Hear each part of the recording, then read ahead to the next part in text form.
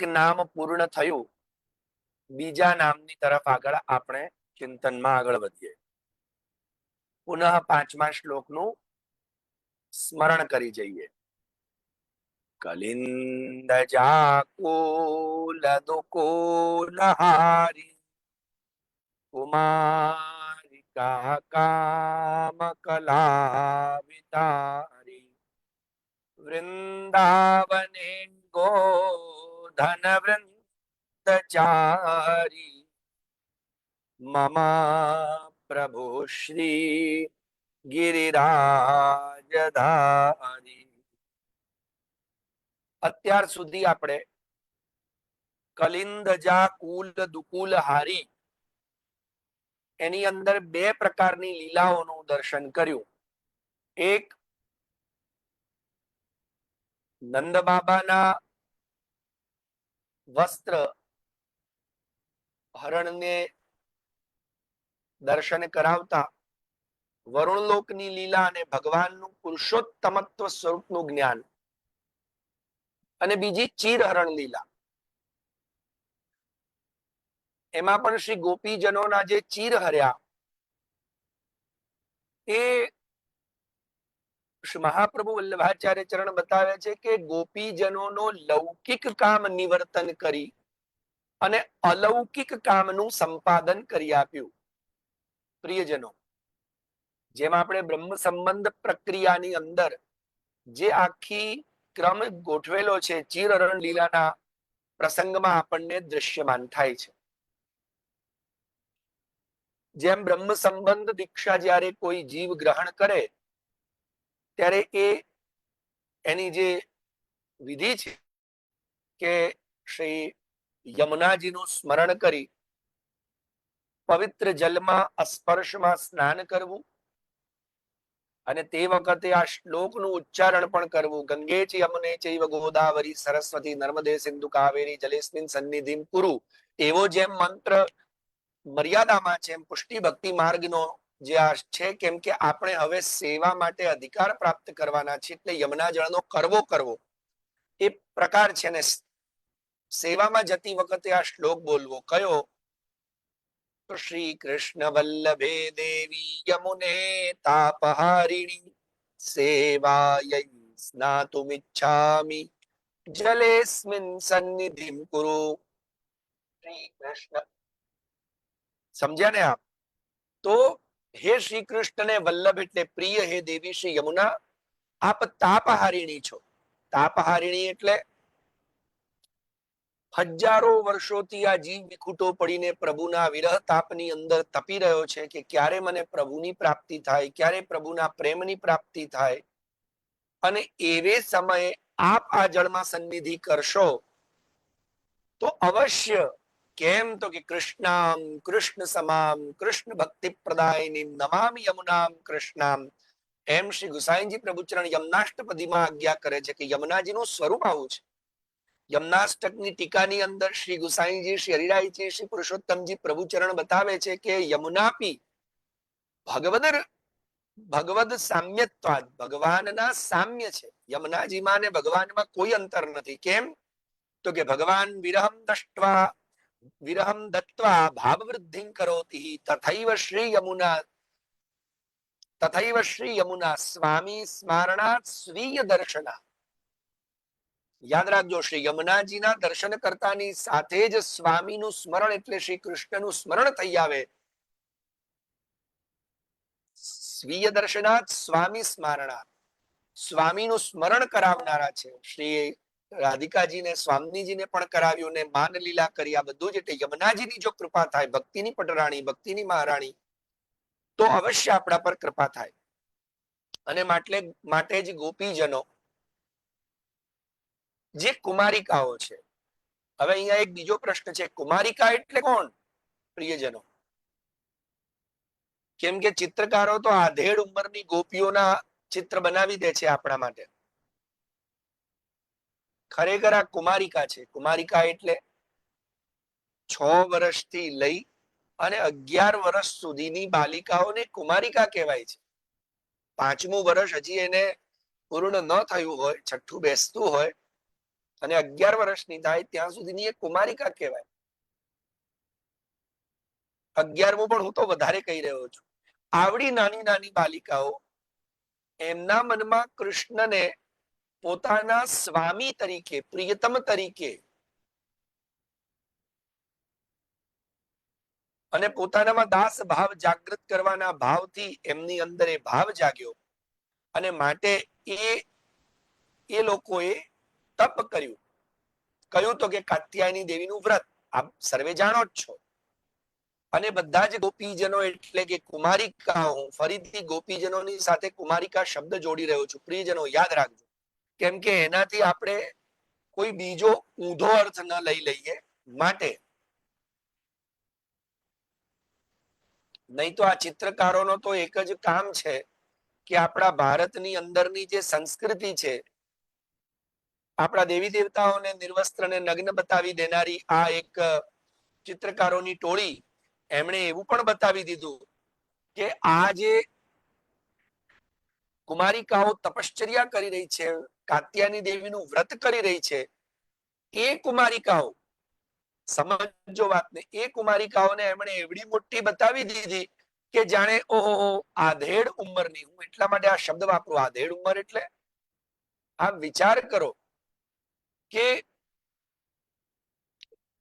લગભગ 25-30 વર્ષની એવી અવસ્થાની એમને બતાવી. શું એવડી અવસ્થાની આ ગોપિકાઓ હતી કે જેમણે આ કાત્યાયની દેવીનું વ્રત કર્યું? તો કે ના, શાસ્ત્રકારો ના પાડે છે, ખોટી વાત છે. અને એમણે આ બતાવ્યું. એનાથી શું થયું પ્રિયજનો? એનાથી એક વાત થઈ કે આપણા લોકોના મનમાં એક એવો વિષય જાગ્યો કે અચ્છા અમુક પોતાની જાતને એવું સિદ્ધ કરનારા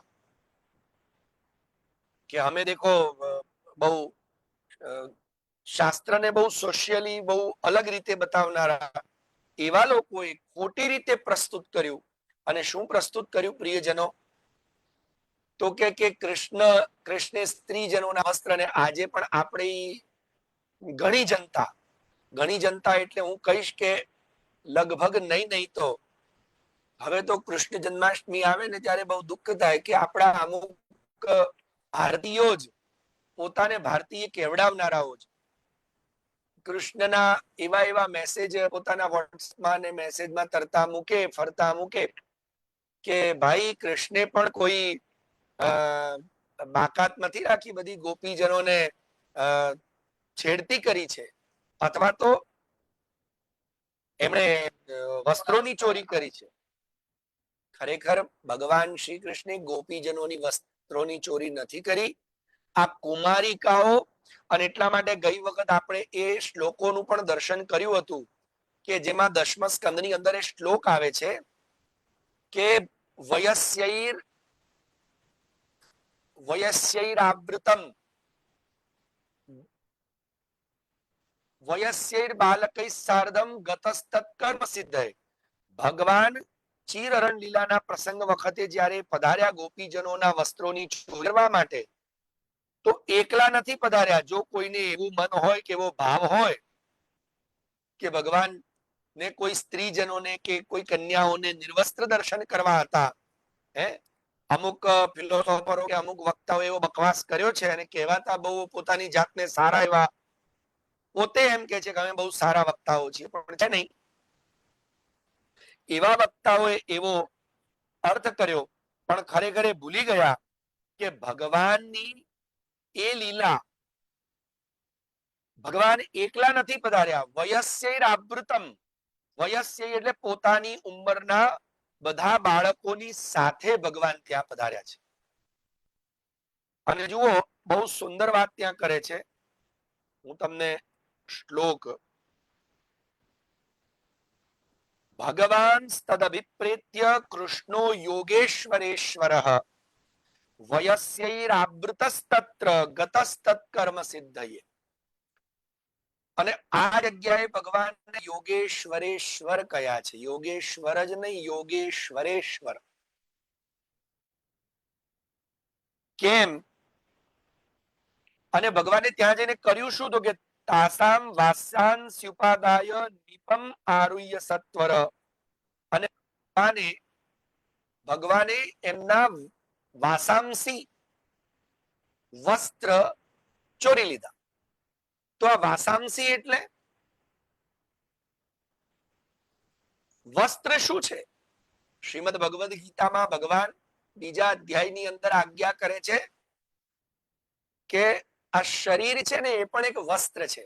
વાસાંત જીર્ણાની યથા વિહાય નવાની ગૃહ્ણાતિ નરો પરાણી તથા શરીરાણી વિહાય અન્યાન. યાદ રાખજો, નવાની ગૃહ્ણાતિ, જેમ માણસ જૂના કપડા કાઢીને નવા કપડા લે એવી રીતે મનુષ્ય આ શરીર રૂપી કપડું બદલીને નવું કપડું ધારણ એટલે નવું શરીર ધારણ કરે છે. તો શરીર પણ આત્માનું વસ્ત્ર છે. તો વસ્ત્ર શું કામ કરે? આત્માને ઢાંકવાનું કામ કરે છે, આત્માનું આચ્છાદન છે. તો આપણા આ વસ્ત્ર શું છે પ્રિયજનો, ખબર છે? આપણી અંદર રહેલી વાસનાનું આચ્છાદન છે. અને એટલે જ સંસ્કૃતમાં એનું નામ વાસાંસી પણ છે. જે મનુષ્યમાં જેટલી વાસના વધારે હોય ને એટલા એને કપડા વધારે ગમે. યાદ રાખજો. અને જેટલી જેમ જેમ વાસના નિવૃત્ત થતી જાય ને તેમ તેમ એના કપડા ઉતરતા જાય. હો, તમે જોજો. સાચું કહેજો, તમે બધા અહીંયા બેઠા છો અને અમારા તો અત્યારે આ ફેસબુક પર પણ લાઈવ હોવાના કારણે ત્યાં પણ લોકો જોઈ રહ્યા છે. તો હું એ બધાને એક સવાલ પૂછું છું. આપ ફેસબુક પર પણ લાઈવ ચેટમાં જોડાઈને પ્રશ્નોત્તરી કરી શકો છો. ત્યાંના મેસેજ પણ આરી ટીમ વાંચીને અમને જવાબ આપી શકે છે. તો આપના પ્રશ્નોનું સમાધાન ત્યાં પણ થઈ શકશે. અથવા આપનો પોઈન્ટ ઓફ વ્યૂ બતાવજો. એટલે ફેસબુક ઉપર કે અહીંયા ઝૂમમાં. હવે મને સાચું કહેજો કે જ્યારે બાળક નાનું હોય ત્યારે આપણને કપડામાં વધારે સારું કે ઓછા કપડામાં? સાચું કહેજો પ્રિયજનો. હે, બાળક નાનું હોય ત્યારે કપડામાં સારું લાગે કે ઓછા કપડામાં?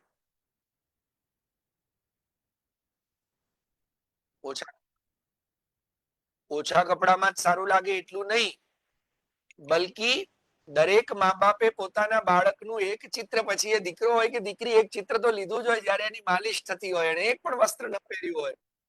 અને એવા એ ચિત્રને માતા પિતા પોતાની પાસે રાખે જ છે. એનો અર્થ શું પ્રિયજનો ખબર છે? કે નાનું બાળક વસ્ત્ર ઓછા હોય અથવા વસ્ત્ર ન હોય ને તો જ સુંદર લાગે. કેમ એવું? મોટો માણસ કપડા વગર સારો નહીં લાગે. કેમ એવું? તો ત્યાં શાસ્ત્રકારો બતાવે છે કે નાના બાળકની અંદર કોઈ પણ પ્રકારની વાસના નથી હોતી, એકદમ નિર્દોષ હોય છે. અને બાળક કે વ્યક્તિ નિર્દોષ હોય ને તો જ એની અંદર વાસના ન હોય ને તો એના વસ્ત્ર ઉતારી શકે ને ઉતરી જાય. તમે તમારા બાળકને માલિશ કર્યા પછી પેલા પોટલીમાં બાંધો છો ને, કપડાની પોટલીમાં, તમે જોજો બાળકનો એક સ્વભાવ હોય, ધીરે ધીરે ધીરે લાત મારી મારીને પણ એ કપડા કાઢી જ નાખે. એ માલિશનું ગાંઠ મારેલું કપડું કાઢી નાખે. કેમ? એનામાં કોઈ પ્રકારની વાસના જ નથી, એને વિચાર જ ના આવે. આપણે એની અંદર વાસના નાખીએ છીએ. કઈ રીતે ખબર છે? ઓ શેમ શેમ, આવી રીતે ફરાતું હશે, આ તો કઈ રીત છે, આમ ના ચાલે, ફટ દઈને કપડું કાઢી નાખ્યું. આ બધી જે વિચારધારા છે ને આપણે એના મગજમાં નાખી. લોકો શું કહેશે એટલે લોકોએ આ વસ્તુ માટે વિચાર કરે છે એવું એના મગજમાં આપણે નાખ્યું. વરના બાળક આપણા ત્યાં ભગવાન શ્રી કૃષ્ણ અને બલરામને માતા યશોદાએ પોતાનું દુગ્ધપાન કરાવવાનું 9-9.5 વર્ષ સુધી છોડ્યું નથી. આપણે તો અહીંયા વર્ષની અંદર બંધ કરાવી દઈએ છીએ, પણ એ માએ કેવી? અને એ તો વધારે. તમે ભાગવતજીની અંદર વિચાર કરો કે દેવકી માતાને જ્યારે કૃષ્ણ મળ્યા 12 વર્ષના, હે, અને 12 વર્ષના મળ્યા ત્યારે પણ અને એના પછી પણ જ્યારે મહાભારતનું યુદ્ધ પૂરું કરી ભગવાન બધી લીલાને સંકેલવાની તૈયારીમાં છે, 120 વર્ષના છે, અને તે વખતે દેવકી માતાને ખબર પડી કે મારો પુત્ર એ તો કોઈ સામાન્ય પુત્ર નથી, એ તો સાક્ષાત જગદીશ્વર છે. અને ત્યારે દેવકી માતાને પાસે આવીને કૃષ્ણ કહે છે, માં તમારી કોઈ ઈચ્છા બાકી હોય તો કહેજો, હવે તમને ખબર પડી ગઈ તમારો પુત્ર બધી ઈચ્છા પૂરી કરી શકે છે. તો કે ઈચ્છા તો હતી પણ હવે રવા દે બેટા, હવે કઈ પૂરી થાય એવું લાગતું નથી. ભગવાન કે છે બોલો તો ખરા, તમે માતા બોલો તો ખરા. અને દેવકી માતા કે છે કે તું જન્મ્યો ને કનૈયા, ત્યારે તમારા પિતા તમને છાબડીમાં ભરી અને સીધા ગોકુળ પધરાઈ આવ્યા. હું તમને અમારા દૂધથી બરોબર કરાવી શકી, જે માતાનું સુખ હોય તે હું નથી આપી શકી તમને, અને હું નથી મેળવી શકી. મારી એક જ ઈચ્છા અધૂરી રહી ગઈ કે હું તમને પોતાના ખોળામાં લઈને દૂધ પીવડાવું. પણ હવે અત્યારે આવડી મોટી ઉંમરે તમે, કૃષ્ણ કે અરે એમાં કેટલી વાર. અને ભગવાન તે જ ઘડીએ માતા દેવકીજીના હૃદયની અંદર માતૃત્વ જાગૃત કરે, અને તે વખતે દેવકીજીના સ્તનોમાંથી દૂધની ધાર વહે અને અમારો કનૈયો એ દુગ્ધ પાન કરે. આ કૃષ્ણ છે. અને આવી માં છે. અને ત્યારે યાદ રાખજો કે વાસના છે ને, એ વસ્ત્રો એ વાસનાનું ઢાંકણ છે. જ્યારે કોઈ વ્યક્તિમાં પણ, સાધકમાં, કોઈ તપસ્વીમાં પણ જ્યારે વાસના નિવૃત્ત થઈ જાય ને, ત્યારે ધીરે ધીરે દિગંબરાવસ્થામાં આવી જાય છે. જેમ શ્રી સુખદેવજી મહારાજ, આ બધી વાત તો તમને કહું અને સુખદેવજીનું નામ ન લઉં તો કેમ ચાલે? કેમ તો કે સુખદેવજી મહારાજ છે ને, મને યાદ છે કે, અને આપ લોકોને પણ ધ્યાન હશે જ કે ભાગવતજીમાં જ કથા આવે છે કે જ્યારે દોડી રહ્યા હતા વ્યાસજી પાછળ પાછળ, પુત્રેતિ તન્મયતયા તરવો વિનેદુસ્તમ સર્વભૂત હૃદયમ મુનિમાનતોસ્મિ કરીને, તે વખતે રસ્તાની અંદર એક સરોવર આવ્યું, અને સરોવરમાં થોડી કન્યાઓ સ્નાન કરી રહી હતી. અને 16-20 વર્ષની કન્યાઓ એકદમ વ્યાસજીને આવતા જોઈને બહાર નીકળીને પોતાના કપડા પહેરી લે છે. એટલે વ્યાસજી ઉભા થઈને પૂછે છે કે અરે દીકરીઓ, આવું કેવું? હમણાં મારો 16 વર્ષનો જુવાન જો છોકરો જન્મતાની સાથે જેમ દોડે ને, એ અવસ્થામાં નિર્વસ્ત્ર અવસ્થામાં દોડ્યો, અને ત્યારે તમે સ્નાન કરતી જ રહી અંદરના અંદર. અને હવે હું તમે જુઓ સફેદ દાઢી વાળો, આટલી લાંબી જટા વાળો ઉપરમાં તમારો દાદો, અને દાદાને જોઈને તમે વસ્ત્ર પહેરી લીધા, એવું કેમ? ત્યારે કન્યાઓએ બહાર આવતા પૂર્વ પોતાના વસ્ત્ર પહેરી અને જવાબ આપ્યો કે દાદાજી, વ્યાસજી, આપે કહ્યું બહુ સાચી વાત છે કે આપનો દીકરો અહીંયાથી જવાન જો 16 વર્ષનો નિર્વસ્ત્ર અવસ્થામાં સુખદેવ દોડી ગયો, અને અમે સ્નાન કરતી રહી, અમને કઈ ચિંતા ને પરવા ન થઈ. પણ તમે આવ્યા ને અમે બહાર નીકળી તમારા વસ્ત્ર પહેરી લીધા. કેમ? કેમ કે તમારા દીકરાની અંદર વાસના નહોતી, એને સ્ત્રી પુરુષનો ભેદ પણ નહોતો એની અંદર. તમને એ ભેદ તો જ્ઞાત છે ને કે અમે સ્ત્રીઓ, અમે જવાન છોકરીઓ, તમે દાદા, તમારો દીકરો જુવાન, એ વસ્ત્ર વગરનો, તમે વસ્ત્રવાળા, એને આમાંનું કાંઈ હતું જ નહીં. અને એટલે જ સુખદેવજી માટે શું કહેવાય છે? અલક્ષ્ય લિંગો નિજલાભ તુષ્ટ. અલક્ષ્ય લિંગો, અવધૂત વેશધારી, અને નિજલાભ તુષ્ટ, પોતાની મસ્તીમાં મસ્ત રહેનાર. ન એને શરીરનું ભાન છે, ન એને સંસારના વિષયોનું ભાન છે, ન એની અંદર વાસના છે. અને એટલે જ વસ્ત્ર ઉતરી જાય તો સુખદેવજી મહારાજ વસ્ત્ર વગરના પધારે ને તો બધા ઋષિ ઉભા થઈને હાથ જોડીને વંદન કર્યો. કોઈને એમને જોઈને વાસના આવે કે એમને આવા અવસ્થામાં જોઈને કોઈ કન્યાઓને પણ વાસનાનો ગંધ શુદ્ધા ન આવે. અને એટલા જ માટે અમારા શ્રી સુરદાસજી પણ છે ને, એ ઠાકોરજીને વિનંતી કરે છે, શ્રી ગોવર્ધન ધરણને. શું વિનંતી કરે છે? सूरदास प्रभु या जाने को दीजे देश निकालो. શું કહી રહ્યા છે સુરદાસજી કે હે ઠાકોરજી ગોવર્ધન ધરણ, આ શિયાળાની ઋતુને તમે છે ને આ ભારતમાંથી કાઢી નાખો. તો શ્રીજી બાબા કે ભાઈ શિયાળાની ઋતુ તો તારે શું લેવા દેવા, તને શું વેર છે? તો કે બાપજી વેર એક જ છે કે શિયાળાની ઋતુ આવે એટલે આપના ચરણ પણ ખુલ્લા મળતા નથી, મોજા ધારણ કરી લો છો. આપનું શ્રી મસ્તકે ખુલ્લું નહીં, ટોપો ધારણ કરી લો ને પાછી પેલી એવી બ્રજની ટોપી, કાન ને ગળું બધું ઢાંકેલું, બસ ખાલી આટલું જ ખુલ્લું હોય. હે અને ગદ્દલ ધારણ કરી લો છો, એ કાંગળી ખુલ્લી નહીં.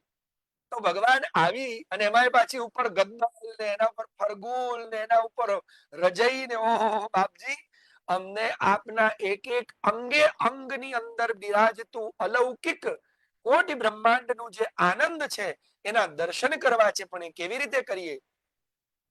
હે અને એટલા માટે હે પ્રભુ, આપ આ શિયાળાની ઋતુ જ ના હોય તો આપ કેવા હો? देखो री आज हरी नंगमनंगा, देखो री आज हरी नंगमनंगा, जल सुत भूषण औग विराजत वसन हीन छवि उठत तरंगा, देखो री आज हरी नंगमनंगा. આહા ભગવાન જયારે અક્ષય તૃતીયા આવે ને પછી આપ જે એકદમ ખાલી ચંદન અને એક સરસ છીપની માળા, બાકી એક વસ્ત્ર નહીં, એમાં આપના અંગે અંગના દર્શન થાય. તો યાદ રાખજો, નિર્વસ્ત્ર એ જ સારો લાગે જેની અંદર વાસના ના હોય. જેમાંથી વાસના નીકળી જાય તે વસ્ત્ર ઓછા કરી શકે અથવા ઉતારી શકે. આ વિષય સમજાવવા માટે વસ્ત્રને વાસાંસી નામ આપવામાં આવ્યું છે. અને એટલે અહીંયા ભાગવતજીની અંદર તાસામ વાસાંસ્યુપાદાય નીપમારુહ્ય સત્વરમ, ભગવાન એ ગોપીજનોના વસ્ત્ર લઈ લીધા. તો આ વસ્ત્ર લીધા એટલે ગોપીજનોને વાસના, ગોપીજનોની લૌકિક વાસનાને કામને ભગવાને લઈ લીધું. એમની અંદરથી લૌકિક કામ અને લૌકિક વાસનાનું નિવર્તન કરી અને હવે એમને અલૌકિક કામ આપવાના છે. અને એટલે ભગવાન બહુ સરસ આજ્ઞા કરે છે. અત્યારે બધા શ્લોકો નથી બોલી રહ્યો ભાગવતજીના, પણ એમાં ભગવાન કે છે યુયમ વિવસ્ત્રા યદપો ધૃતકા વ્યગાહ તૈતત તદુ દેવહેલન. એક તો તમે વ્રત લીધું છે અને વ્રત લઈને વિવસ્ત્રા થવાય? આ તો દેવની હેલના નહીં, આ કોઈ દેવતાનું અપમાન નહીં જળની અંદર રહેલા. એટલે આ બધું ન કરો, જાઓ. અને હવે તમારો આ લૌકિક કામ નિવૃત્ત થયો. હવે હું તમને જે વસ્ત્ર આપું છું ને મારા પ્રેમથી ભરેલા અલૌકિક કામના એટલે ભક્તિથી ભરેલા વસ્ત્ર આપું છું. યાદ રાખજો. અને એટલે એમાં ભગવાન કે છે પરિધાય સ્વભાસાંસી પ્રેષ્ઠ સંગમ સજ્જિતા. કેટલો સરસ શ્લોક છે. પ્રેષ્ઠ સંગમ સજ્જિતા. હવે તમારા જે વસ્ત્ર છે ને એ પ્રેષ્ઠના સંગમથી સજ્જ બનેલા. તમારા પ્રિયતમે એ વસ્ત્રને પોતાની પાસે રાખે. જેમ આપણે કહીએ ને કે ભગવાનના સ્પર્શ વાળી વસ્તુ ભગવદ રૂપ થઈ જાય, તો ભગવાને હવે પેલા વસ્ત્રોને વાસના લઈ અને આ નિર્વાસના વાળા ભગવદ પ્રેમ વાળા વસ્ત્ર ભગવાને પાછા આપ્યા. અને એ પાછા આપ્યા એટલે હવે ભગવાન કહે છે આ પોતાના પ્રિયતમ પ્રેષ્ઠના સંગથી સુસજ્જિત થયેલા વસ્ત્રો લો, હવે આ વસ્ત્રોનો આનંદ કરો. અને કેવા બની જાઓ? ગૃહિત ચિત્તા નો ચેલુ તસ્મિન લજ્જાયિતે ક્ષણા. આ ગોપીજનો ભગવાનના એ સુંદર ભાવને દર્શન કરતી કરતી, આ કેટલી અદ્ભુત લીલા છે. વિચાર કરજો પ્રિયજનો, આપણે ચિરહરણ લીલાને કઈ અવસ્થામાં જોઈએ છીએ ને ખરેખર ચિરહરણ લીલા છે શું? અને એટલે ભગવાને શું કહ્યું? નમૈયાવેશિત ધિયામ કામ કામાય કલ્પતે ભર્જિતા ક્વથિતા ધાના પ્રાયો બીજાય નેષ્યતે. જે ધરતીની અંદર તમે બીજ નાખો ને તો બીજમાંથી અંકુરણ થાય અને વૃક્ષ વધે, પણ જે બીજને તમે શેકી લીધા હોય, શેકેલા બીજ તમે ધરતીમાં નાખો તો ઉગે? અહીંયા કોઈ ખેતી કરનાર ખેડૂત હોય તો જોજો, હો પૂછો એને, કે શેકેલા બીજ હોય એ તમે ધરતીમાં નાખો તો ઉગે ન ઉગે. એમ ભગવાન કે છે જે મારા પ્રેમમાં, મારા વિરહમાં, મારી ભક્તિમાં શેકાઈ ગયો છે, જેનો લૌકિક કામ હવે નિવૃત્ત થઈ ગયો, શેકાઈ ગયો એટલે ભૂંજાઈ ગયો, ભસ્મીભૂત થઈ ગયો, હવે એની અંદર લૌકિક કામ પ્રગટ ન થઈ શકે. અને એટલે એ લૌકિક કામ પ્રગટ ન થાય તો હવે એમની અંદર અલૌકિક કામ પ્રગટ થશે. અને અલૌકિક કામને જ, અને એટલે સુખદેવજી કહે છે ઇત્યાદિષ્ટા ભગવતા લબ્ધ કામા કુમારિકા. જુઓ, લબ્ધ કામા, કયો કામ લબ્ધ કર્યો? તો કે ભગવન કામ લબ્ધ કર્યો. એટલે આપણે જે ગયા વખતથી જોઈ રહ્યા છીએ પ્રિયજનો, એ કલિંદ જાદુ કુલની અંદર ચિરહરણ લીલા પણ આટલી અદ્ભુત અલૌકિક રીતે, અને એની અંદર બીજું નામ પણ સમાવિષ્ટ જ છે. કયું? કુમારિકા કામ કલાવિતારી. કુમારિકા કામ, કુમારિકા કામ એટલે યાદ રાખજો, અહીંયા બહુ સરસ સમજાવણથી આપણને સમજાવી રહ્યા છે. શું સમજાવી રહ્યા છે? તો કે કુમારી એટલે કે મેં હમણાં તમને બતાવ્યું આ ગોપીજનો. આ કયા ગોપીજનો? તો કે કુમારિકાઓ. અને કુમારી કોને કહેવાય? તો કે 6 વર્ષ છઠ્ઠું બેસે એટલે 5મું હજી તો પૂરું થયું હોય ત્યારથી જે કુમારી કહેવાય, અને 11મું વર્ષ બેઠું હોય ત્યાં સુધી જે કુમારી કહેવાય. એટલે તમારે ઘરમાં કંજિકાઓ જમાડવાની હોય, ઘણા લોકો જમાડે, જેમ કે હમણાં હવે ચૈત્ર નવરાત્ર આવશે એટલે ચૈત્ર શુક્લ પ્રતિપદા, ગુડી પડવો જેને આપણે કહીએ, સંવત્સર, ત્યારથી ચૈત્ર નવરાત્ર પ્રારંભ થાય. અને શારદીય નવરાત્ર, આ બંને નવરાત્રોનું વર્ણન ભગવાન, એટલે નવવિલાસોનું વર્ણન. નવરાત્ર એટલે શારદીય અને ચૈત્ર બંનેમાં ભગવાન રાસનો વિલાસ કરે જ છે, જેનું વર્ણન આપણને ગર્ગ સંહિતા ઇત્યાદિ ગ્રંથોમાં પ્રાપ્ત થાય છે. તો એવે સમયે પણ કુમારિકાઓ, જેનો યાદ રાખજો, આ કુમારિકાઓ જે છે ને એમની અંદર અલૌકિક, તો એમાં કંજિકાઓ, કુમારિકાઓને જમાડવાની, જેનાથી અંદર રહેલો કામ નિવૃત્ત થાય અને ભગવદ કામ પ્રગટ થાય. તો એવું મર્યાદા માર્ગના લોકો કરતા હોય છે. પુષ્ટિ ભક્તિ માર્ગના લોકોને એવી કોઈ આવશ્યકતા હોતી નથી, પણ જમાડો તો એ સત્કર્મ જ છે, એનાથી કઈ આપણને નુકસાન નથી. પણ એ આપણી પુષ્ટિ ભક્તિનો વિષય નથી. સાથે ક્લેરિટી આપતો જાઉં તમને. તો હવે કંજિકા એટલે 6 થી 11 વર્ષની બાલિકાઓ. હવે આ બાલિકાઓને કુમારિકા કામ કલા વિતારી. તો કલા એટલે પોતે જ ભગવાન. કલા કેમ કહ્યું? તો કે કમ સુખમ લાતી ઇતિ કલા. આપણી અંદર સુખને લાવે એને કલા કહેવાય. યાદ રાખજો પ્રિયજન, કમ સુખમ લાતી ઇતિ કલા. કમ એટલે સુખમ. સંસ્કૃતમાં કમ શબ્દ એ સુખ માટે વપરાયો છે. તો કે છે સુખમ લાતી, લાતી એટલે લાવે, ખેંચીને લઈ આવે, ઇતિ કલા. અને આપણા જીવનમાં સુખ કોણ લાવે છે? ભગવાન. બીજા કોઈના બાપની તાકાત જ નથી સુખ લાવે. તો કલા એટલે સ્વયં ભગવાન. યાદ રાખજો.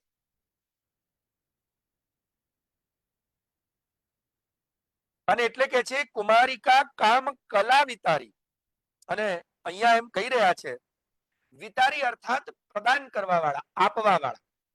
તો કે છે કે જે કુમારિકાઓ હતી એમની અભિલાષા હતી કામની. કયા કામની? તો કે ભગવાન અમારા સ્વામી બને, કે એમને યથા યોગ્ય સમયે એમની ઉપર કૃપા કરીને એમની પાસે શ્રી યમુનાજીના સાધન કરાવી. ભગવાન છે ને 2 પ્રકારે કૃપા કરે. જેમ આપણે કોઈ સીડી ઉપર ચડવું, આપણે કોઈ 5મા 10મા માળે જવું હોય, હે, કોઈ ઊંચી બિલ્ડિંગ પર, તો 2 પ્રકારે જવાય. એક સીડી ચડીને, એટલે કે મહેનત કરીને, અને બીજો સીધા લિફ્ટમાં ઉભા થઈ જાઓ, અથવા કોઈ તમને ખભે ઉપાડીને ચડી જાય. તમારે કોઈ કષ્ટ પડ્યું નહીં. તો એમ ભગવાન અમુક જીવો પાસે સાધન કરાવે, અને ભગવાન અમુક જીવોને સીધા લિફ્ટમાં જ બોલાવે. તમારે કોઈ સાધન કરવાની જરૂર નથી, ચલો તમારા સાધન મેં કરી લીધા. આ ભગવાનની પોતાની ઈચ્છા છે. આપણે ભગવાન પર એમ ના કહી શકીએ પેલા 2 જણને તો સીધા બોલાયા, અમને ચાલી ચાલીને બોલાયા. અરે તો ભગવાનની મરજી ભાઈ, બે જણ પાસે મજૂરી કરાવવાની હતી, બે જણને કીધું તમારે મજૂરી નથી કરવાની. એ ભગવાનની મરજીની વાત છે. પછી તમે કમ્પેર કરવા લાગી જાઓ, ના ના ભગવાન, પહેલાને તો તમે એ કઈ કર્મ નથી કરતો તોય એના ઉપર કૃપા કરો, હવે કર્મ કરીએ તો કૃપા નહીં. ભગવાન કે મારી મરજી ભાઈ, કૃપા કરવો મારો વિષય, કર્મ કરવું તારો વિષય, કર્મણ્યો અધિકાર હસ્તે, તારો અધિકાર કર્મ સુધી જ છે, ફળમાં તો મારી ઈચ્છા. તો મારી ઈચ્છા પેલાને વગર કર્મે કૃપા કરવાની હતી, તારી પાસે મજૂરી કરાવવી છે મારે. હવે તું એની જોડે કમ્પેર કરે તો એ ના ચાલે. કેમ? તો કે બે પ્રકારના જીવો હોય છે. કયા બે પ્રકારના જીવો હોય? એક તો કે જે સાધન કરી અને ભગવાનની કૃપાનું પ્રાપ્ત કરે, અને બીજા તો કે વગર સાધને સીધા ભગવાનની કૃપાના ભાજન બની જાય. તો ભગવાને આ કુમારિકાઓને એમનું સાધન, એમણે કાત્યાયની દેવીના નામથી જે વ્રત કર્યું, ખરેખર વ્રત કૃષ્ણનું જ વ્રત છે. અત્યારે આપણે એની સુબોધનીજીને એની ચર્ચામાં નહીં પડીએ, નહીં તો આપણો આ પ્રસંગ બહુ લાંબો ચાલશે. તો સમજવાની વાત છે કે યમુનાજીની રજમાંથી જ શ્રી વિગ્રહ બનાવી યમુનાજીના જળમાં ઉભા રહી અને યમુનાજીને જ કાત્યાયની મહામાયે, આ કઈ મહામાયા? તો કે ભગવાનની સ્વામીની. અને એમની ઈચ્છા પણ ભગવાનના સ્વરૂપને સ્વામી તરીકે પ્રાપ્ત કરવાની. એટલે શ્રી યમુનાજી અથવા ભગવાનને જ પોતાનું સાધન બનાવી અને ત્યાં સાધના એમણે કરી. અને ભગવાને તે જ વખતે ગતસ્તત કર્મ સિદ્ધયે, એમ ભાગવતજી કે છે. એટલે અહીંયા ટીકાકાર કે છે, કામ અભિલાષા તસ્ય કલા અંશા ભગવત સંબંધીના અનેકા ઈચ્છા ન કામ કલા ભગવત સંબંધ અભિલાષી અભિલાષાતિરિક્ત સર્વેચ્છા રાહિત્યમ. તો કુમારિકા સદૃશા અકામ કલા કુમારિકા કામ કલા. જોજો કેટલી સરસ વાત કરી. તો કે છે અકામ કલા. અકામ કલા એટલે અ એટલે ભગવાન. તમારી પાસે જો ડિક્શનરી હોય ને તો અ શબ્દનો અર્થ શું થાય? અકારો વિષ્ણુ. આહા, કેવી સુંદર વાતો આમાં બતાવવામાં આવી. પણ આપણને જો ભાષા શાસ્ત્રનું જ્ઞાન વ્યાકરણનું હોય ને તો બહુ મજા આવે, તો જ શાસ્ત્રના અર્થ લાગે. હો, પછી કોઈની કેસેટ સાંભળીને કે કોઈના ચાર વાક્યો અહીંયાથી લઈને, કોઈના કાગળિયા લઈને, આજને દિવસે તો હવે મેં એવા એવા વક્તાઓ, આપણા પાછા કહેવાતા ધર્મગુરુઓ, એવા હમણાં મેં જોયા કે કાં તો કોઈની કેસેટો સાંભળીને કાં તો કોઈનું બોલે ને કાં તો મોટિવેશનલ માટે બોલે. અરે ભાઈ, તમે ધર્મગુરુ છો તો ધર્મની વાત કરો. તમે ભાગવતના સ્થાને બેસીને ભાગવતજીની ચર્ચા કરો. અને તમે જે સંપ્રદાય દ્રષ્ટિથી બોલો તે દ્રષ્ટિથી બોલો, મનમાં આવે તેમ. જેને સંપ્રદાયથી કઈ લેવા દેવા નથી, ધર્મથી કઈ લેવા દેવા નથી, અને વિજ્ઞાનથી કઈ લેવા દેવા ના હોય, એવી એવી વાત તો બસ ખાલી બોલીને લોકોની પાસેથી તાળીઓને વાગવા લેવી, આ અયોગ્ય વૃત્તિ છે. મને એક જણે એક વખત પ્રશ્ન પૂછ્યો હતો કે ગુરુજી, અમે પણ એટલે મારી પાસેથી તૈયાર થયેલા, મારી કેસેટો સાંભળીને ને કથાકાર બની ગયેલા એવા બે ત્રણ જણા, એમાંથી એકાદ વ્યક્તિએ મને પ્રશ્ન પૂછેલો કે ગુરુજી, અમે કથા કરીએ તમે કથા કરો છો, તો અમે કથા કરીએ તો એ વૃત્તિ કહેવાય ને તમે કરો તો કેમ ના કહેવાય?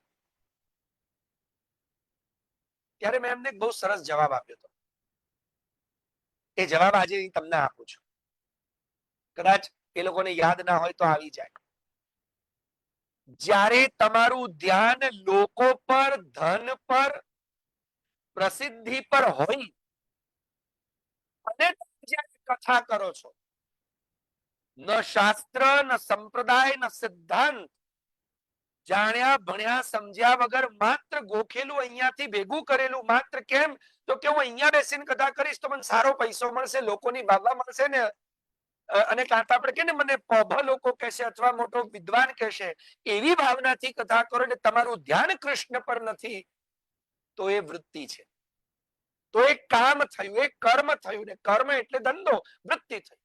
પણ જ્યારે તમારું ધ્યાન કૃષ્ણ પર છે, તમે સિદ્ધાંતતઃ, શાસ્ત્રતઃ, વ્યાકરણતઃ અને સંપ્રદાય રીતે માત્ર ભગવદ ભક્તિની વૃદ્ધિ માટે કરી રહ્યા છો, તો પછી તમને એના એવજમાં જે મળે છે તે ધંધો નથી, એ ભગવત કૃપા છે.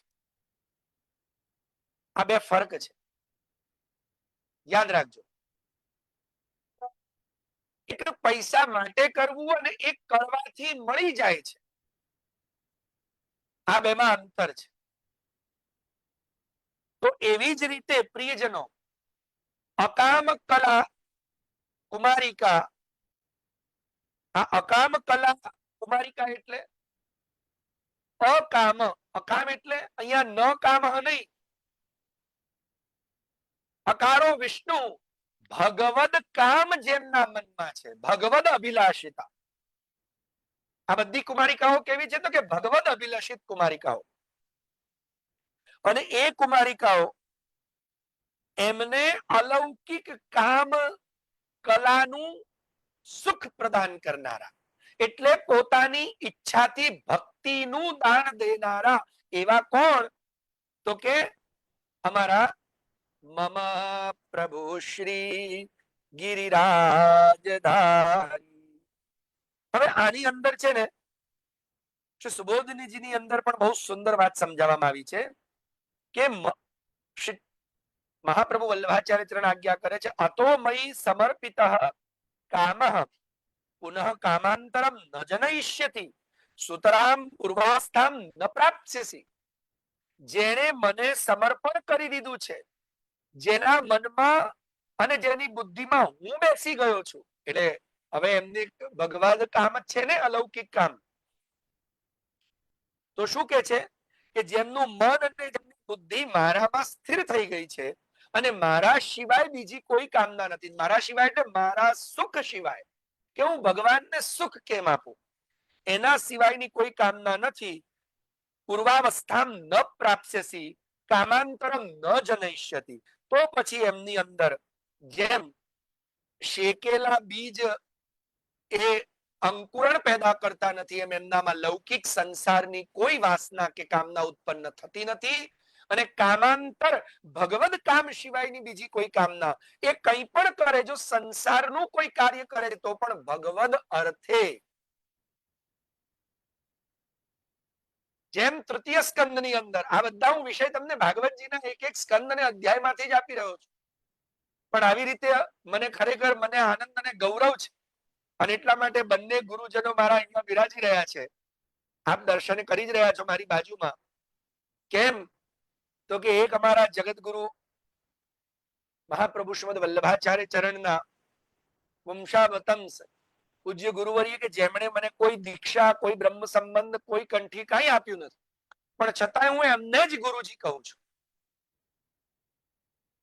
કેમ કે ગુરુ તો અંધકાર દૂર કરે, કૃષ્ણનો પ્રેમ પ્રાપ્ત કરાવવા માટે તમારી યોગ્યતા જનરેટ કરે. અને એ ગુરુને જે ભૂલી જાય ને, એ જન્મ જન્મો સુધી નરકમાંથી બહાર નથી આવી શકતો. તો જગતગુરુ વલ્લભાચાર્ય ચરણના વંશમાં પ્રગટ થઈ અને આપશ્રીએ માત્ર ને માત્ર શ્રી મહાપ્રભુજીના ગ્રંથો, શાસ્ત્રો અને કૃષ્ણને પ્રેમ કેમ કરવો એના સિવાય મને કઈ શીખ્યું નહીં. માટે હું ગુરુ. બાકી કોઈ કંઠી બાંધે, આજે લોકો ખાલી કંઠી બાંધનારને ગુરુ કહે છે. મારો તો એ બધાને પ્રશ્ન છે કે કોઈ સ્ત્રીને કોઈ પુરુષ મંગળસૂત્ર પહેરાવીને રેડી મૂકીને જતો રહે, પછી એના ઉપર ધ્યાન જ ના આપે, ખાલી એટલું કે બસ આપણી એનિવર્સરી દાડે આવજે, જન્મના દિવસે આવજે, આપણે દિવાળી દાડે મળશું, હાય હેલો કરશું, બાકી તું તારે ઘેર ને હું મારે ઘેર. તો એવા પતિને કોઈ સ્ત્રી પ્રેમ કરે? જો એવા પતિને કોઈ પ્રેમ ન કરે તો કંઠી આપી મૂકી દીધા. નરસિંહ મહાપ્રભુજીએ આપેલા ગ્રંથો ભણાવ્યા, નરસિંહ મહાપ્રભુજીએ આપેલી સેવા શીખવાડી, નરસિંહ મહાપ્રભુજીના માર્ગનું અલૌકિકત્વનું પ્રેમનું દાન કર્યું. એટલે એક ગુરુવર્ય તો મારા આ પૂજ્યપાદ શ્રી ચંદ્રગોપાલજી મહારાજ શ્રી અને બીજા ગુરુવર્ય મારા પૂજ્ય પિતૃચરણ, કે જેમણે પરંપરાયુક્ત શાસ્ત્ર સંમત ભાગવત વૃત્તિનો ત્યાગ જીવનભર જે પરંપરામાં રહ્યો એ કરાવી, અને એ સંસ્કાર અમારા હૃદયમાં રેડ્યા, અને કૃષ્ણની સેવા અને કૃષ્ણ મારા માથે પધરાવી દીધા. આજે હું જે કંઈ પણ કંઈ બોલી શકું છું, એના માટે આ બંને જણાની કૃપા બહુ મહત્વની છે. તો પ્રિયજનો યાદ રાખજો, અને હું એટલા માટે મારા પિતાને પિતા નથી કહેતો, ગુરુ કહી રહ્યો છું. કેમ કે બાપ તરીકે કદાચ એમણે કઈ ગુસ્સો કર્યો હશે, માર્યા હશે, બરોબર કાર્ય કર્યું હશે કે નહીં, પણ એમણે ગુરુ તરીકેનું કોઈ કાર્ય કરવામાં કસર નથી છોડી. માટે યાદ રાખજો કે ગુરુ કૃપાથી શાસ્ત્ર સંમત ભણીને આપણે તૃતીય સ્કંદને જુઓ. તૃતીય સ્કંદમાં ભગવાન શું આજ્ઞા કરે છે ભક્તિને? મદર્થે શ્વંગ ચેષ્ટા છે, મારા અર્થે હે માં દેવતી. કપિલ ગીતામાં ભગવાન કપિલ દેવજી બતાવે છે મદર્થે, મદર્થેર્થ પરિત્યાગો ભોગસ્ય ચ સુખસ્ય ચ. એકાદશ સ્કંદમાં ભગવાન શ્રી કૃષ્ણ ઉદ્ધવજીને પણ કહી રહ્યા છે કે મારા માટે જે પોતાના સુખ ભોગ સંસાર પરિવારનો એ ત્યાગ કરી દે અને સંસારમાં જીવી દે, પણ એ માત્ર મારા માટે જીવતો હોય. કેમ શ્રી મહાપ્રભુજીની આજ્ઞા છે ગૃહસ્થિત્વા સ્વધર્મતા. ઘરમાં રહીને ગૃહસ્થિત્વા સ્વધર્મતાનો અમુક લોકો એવો કરે છે, ટીકાઓ ભણ્યા વગરનાઓ, કે ગૃહસ્થાશ્રમે. ગૃહસ્થાશ્રમે નહીં, ગૃહે એટલે શ્રી ગોકુલજી ચતુર્થ કુમારની ટીકા વાંચો જરા, કે ભગવદ ભજનાનું કુલે ગૃહે એવ સ્થિત્વા સ્વધર્મતઃ. સ્વધર્મતઃ નામ કિમ? વર્ણાશ્રમ ધર્મતઃ શ્રી કૃષ્ણ સેવા કર્તવ્ય.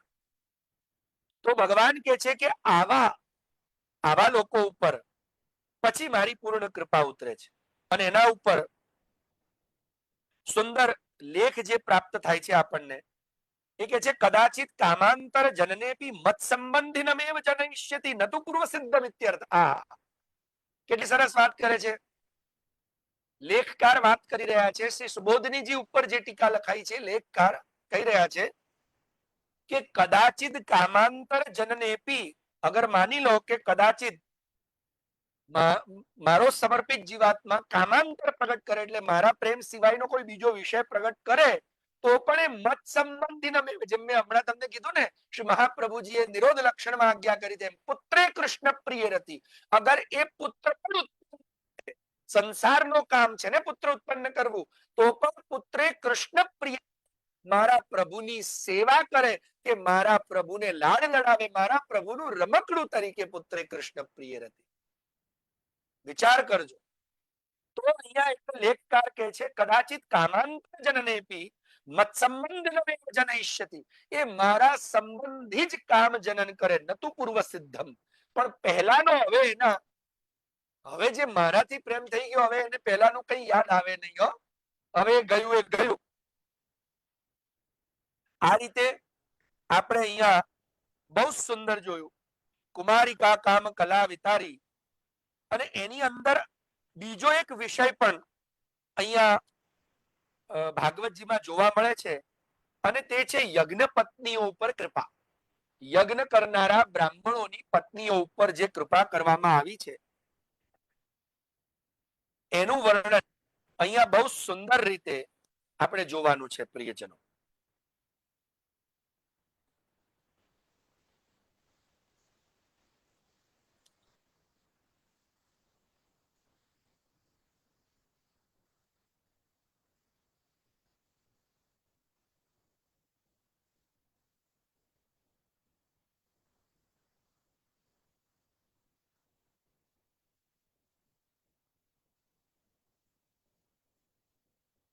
જોજો હો, ભગવાને યજ્ઞ પત્નીઓ ઉપર કૃપા કરી. યજ્ઞ પત્ની એટલે આપણે તો યજ્ઞ કરનારા બ્રાહ્મણોની પત્નીઓ ઉપર, એનું વર્ણન પણ આપણને અહીંયા ટીકામાં જોવા મળી રહ્યું છે. આજે મારો વિચાર છે કે 5-7 મિનિટ થાય, પણ આ બે નામ પૂરા થાય એટલે જો ત્રીજું એ નામ જોડે લઈ લઈએ ને, તો આજે આ સાધન પ્રકરણનું પહેલો એટલે કે 5મો શ્લોક પૂર્ણ થાય, તો પછી આગળ સાધન પ્રકરણમાં આપણે આગળ વધી શકીએ. નહીં તો આપણે આપણું સાધન એક જ, અને આ બધા સાધન પ્રકરણના વિષય છે, એટલે તમે સમજ્યા ને, આપણી ભક્તિનું સાધન ભગવાન પોતે જ. આ જુઓ ચિરરણ લીલામાં પણ ભગવાન પોતે ગોપીજનોના કામનું, સાંસારિક કામનું નિવર્તન કરીને અલૌકિક કામનું દાન કરવા માટે પોતે જ સાધન બની ગયા. હવે યજ્ઞ પત્નીઓ ઉપર કૃપા કરવા ભગવાન પોતે ત્યાં પધાર્યા છે. એટલે ભગવાન આ સાધન પ્રકરણનો મતલબ નિસ્સાધનોના માર્ગમાં સાધન કયું? તો કે ભગવાન જ સાધન અને ભગવાન જ સાધ્ય છે. ભગવાન પોતે, પણ જયારે ભગવાન કૃપા કરે ત્યારે આપણા સાધનો એ પોતે જ કરી લેતા હોય છે. અને એટલે અહીંયા બહુ સુંદર વાત આવે છે.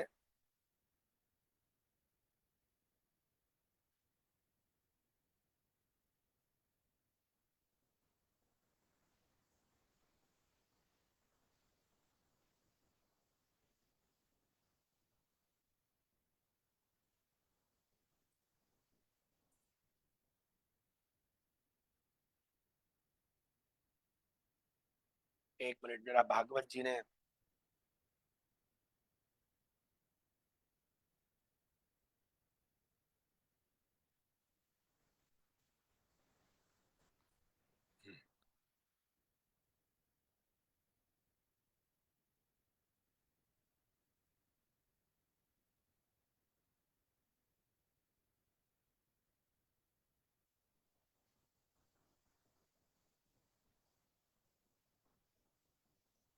જુઓ અહીંયા શું કહી રહ્યા છે. આપ લોકોએ કથા તો સાંભળી હશે ને ભાગવતજીની. એમાં પ્રસંગ જોયો પણ હશે કે ભગવાન ગોપ બાળકો સાથે બહુ દૂર દૂર સુધી નીકળી ગયા ફરતા ફરતા. તે વખતે ગોવાળિયાઓને ભૂખ લાગી, એટલે ગોવાળિયાઓએ કીધું કે કનૈયા ભૂખ લાગી છે. કનૈયો કે એ મારું કામ નહીં હો ભાઈ, ભોજનની વ્યવસ્થા કરવાનું મોટાઓનું કામ હોય, બાળકો તો ખાલી ખાય. એટલે અત્યારે મોટા કોણ? તો કે દાઉ ભૈયા, જાઓ દાઉ ભૈયા જઈને કહો ભોજનની વ્યવસ્થા કરે. કેમ કે અમારા આજના વૈષ્ણવો તો બંટામાં આવડી નાની નાની ગંગોળીઓ ધરે છે, એ ગંગોળી તો મારું પેટ નથી ભરાતું, તમારું કેમ ભરાય? હે કોઈ 4 મિશ્રીના દાણા મૂકી દે છે અને પોતે પાછો ઝાપટા સ્વાહા. એને તો બપોરે ચાનો ગ્લાસે આવડો જોઈએ અને એની જોડે પાછા નાસ્તો ડીશ ભરી જોઈએ. ઠાકોરજીને કે આવડા નાના બંટાની ગોળી 4 મિશ્રી દાણા. ભગવાન કે ભાઈ જાઓ દાઉ ભૈયા કો પેટ ભરવાની વ્યવસ્થા કરે. દાઉ ભૈયા કે કનૈયા હું ક્યાંથી કરું, તને બધી ખબર છે, તું વ્યવસ્થા કર. એટલે મોટા ભાઈ ની આજ્ઞા માની ભગવાન કીધું સારું એક કામ કરો, જાઓ ભાઈ વ્રજમાં તો વ્રજના રાજા દાઉ દાદા છે, તો દાઉ દાદાનું નામ લઈને જાઓ. ક્યાં જાઓ? તો કે અહીંયાથી થોડેક દૂર બ્રાહ્મણો યજ્ઞ કરી રહ્યા છે.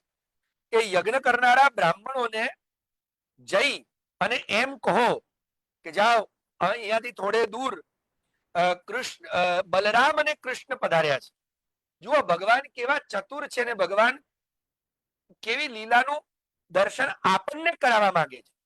અને એટલા માટે એ આપણને કરાવવા માંગે છે ને એટલા માટે જ આ લીલા પ્રગટ કરી. સૌથી પહેલા કોની પાસે મોકલ્યા? તો કે બ્રાહ્મણો પાસે જે યજ્ઞ કરી રહ્યા છે. અને એમને જઈને શું નામ દેવાનું કીધું? મારું નામ નહીં, એમને બલરામ. કેમ કે બલરામજી એ ધર્મનું સ્વરૂપ છે અને એ લોકો ધર્મનું શુદ્ધ આચરણ કરી રહ્યા છે. તો ધર્મનું આચરણ કરનારાઓને ધર્મના સ્વરૂપનું જ્ઞાન તો હોય જ, અને એટલે ધર્મની રૂએ ધર્મના સ્વરૂપ માટે કંઈક પ્રદાન કરશે. કેમ કે ધર્મ કરનારાઓમાં ધર્મના લક્ષણ પણ હોવા જોઈએ અને ધર્મની સમજ પણ હોવી જોઈએ. નહીં તો એ ધર્મ ધર્મ નહીં, ધર્મ અધર્મ કહેવાય. કેમ?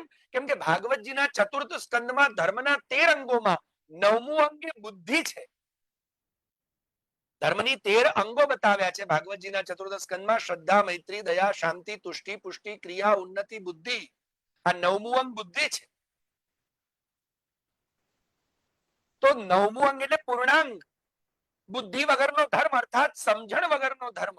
સમજ્યા વગર ખાલી કરે જ રાખો એ તો ક્રિયા થઈ ગઈ. સમજીને તો કરો કે કેમ આપણને શ્રીમદ આચાર્ય ચરણ સેવા કરવાનું કે છે, અને સમજવા માટે જ ગ્રંથાધ્યયન છે, એટલે જ ગ્રંથો ભણવાના. ધ્યાનથી સમજો વાતને. આ ગ્રંથોનું અધ્યયન કેમ કરવાનું? કે સમજણ સાથેનો ધર્મ. અને એટલે એમને પહેલા ત્યાં મોકલ્યા.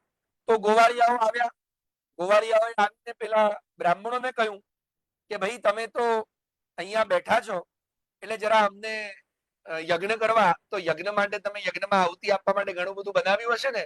અહીંથી થોડે દૂર બલરામ અને કૃષ્ણ, યાદ રાખજો હો, બલરામ અને કૃષ્ણ પધાર્યા છે. પહેલા કૃષ્ણ નહીં બલરામ, એમનું નામ દેજો કેમ કે ધર્મરૂપ છે. એ પધાર્યા છે. એમને ભૂખ લાગી. હું તમને ખાલી વાર્તા જ કહું છું. અત્યારે શ્લોકો સંભળાવીશ તો કથા બહુ લાંબી થઈ જશે. અને આમ પણ આપણો રેગ્યુલર ટાઈમ પૂરો થઈ ગયો છે, 5:30 થઈ ગયા છે.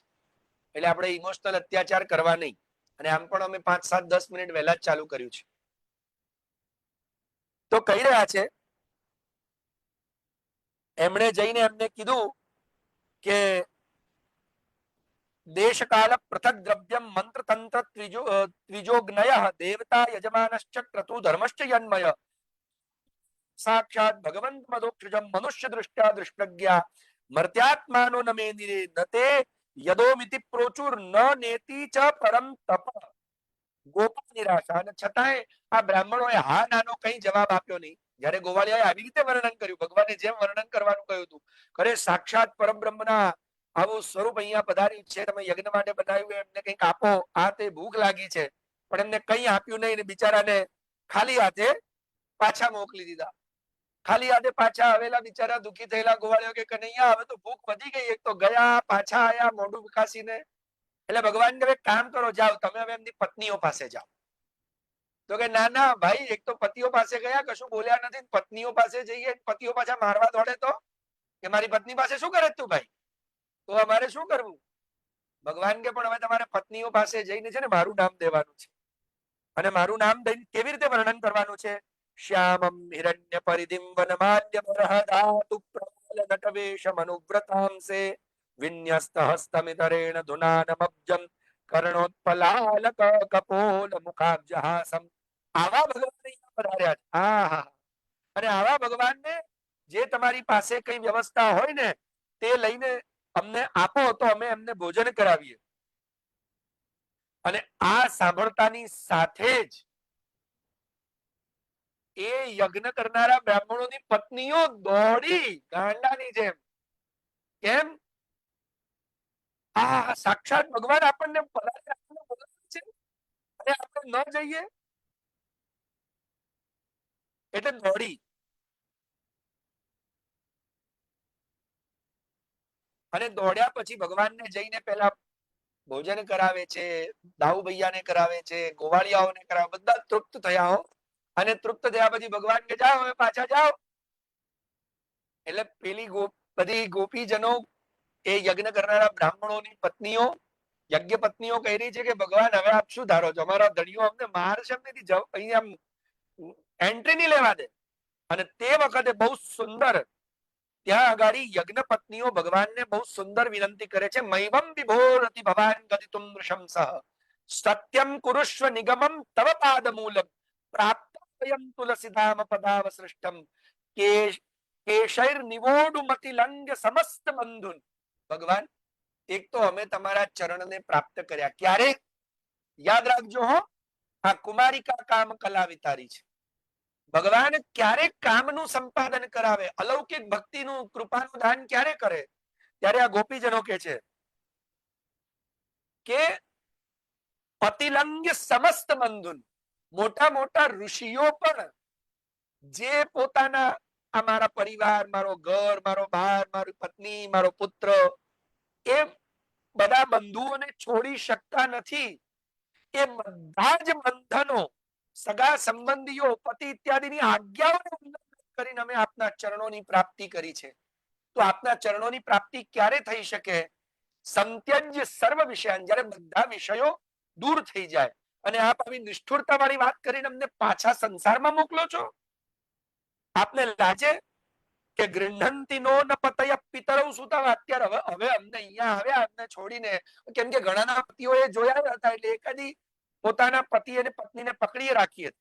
અને એટલે અહીંયા સુખદેવજી કહે છે કે જે સ્ત્રી ન પહોંચી શકી, જે બ્રાહ્મણની પત્ની ભોગરો ગાવા ન પહોંચી શકી, એ તત્રૈકા વિદ્રુતા ભરતા ભગવંતમ યથાશ્રુતમ રુધોપગુહ્ય વિજહો દેહં કર્માનુબંધનમ.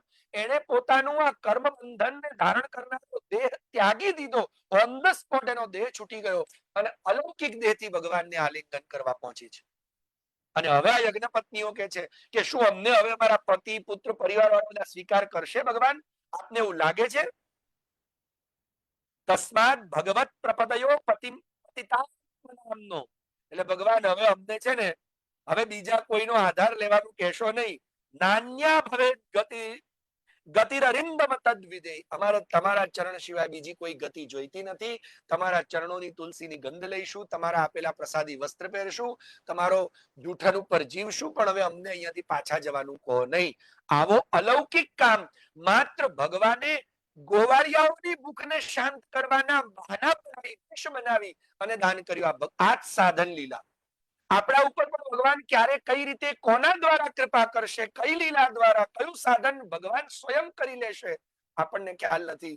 પણ એના માટે એક જ કામ આપણે નિત્ય કરવું, ભગવાનની સેવા, ભગવાનનું નામસ્મરણ અને જગતગુરુ મહાપ્રભુ ભગવાન શ્રી વલ્લભના ગ્રંથોનું અધ્યયન. આના સિવાય કશું જ ન કરવું જોઈએ. નહીં તો આ દુનિયામાં ઘણા એવા શ્યાલાબ્રકાણામ, એવા એટલા બધા લોકો છે. શ્યાલાબ્રકાણ એટલે શિયાળ ને વરુ જેવા, કે જે આમ નજર રાખીને બેઠા છે કે ક્યારે તમને સંસારમાં ફસાઈ લેવા, તમારું ધન પડાઈ લેવું, તમને ઉધેરવાડે ચડાઈ દેવા, તમને તમારા ઠાકોરજીથી દૂર કરી દેવા. આ બધાથી ચેતજો.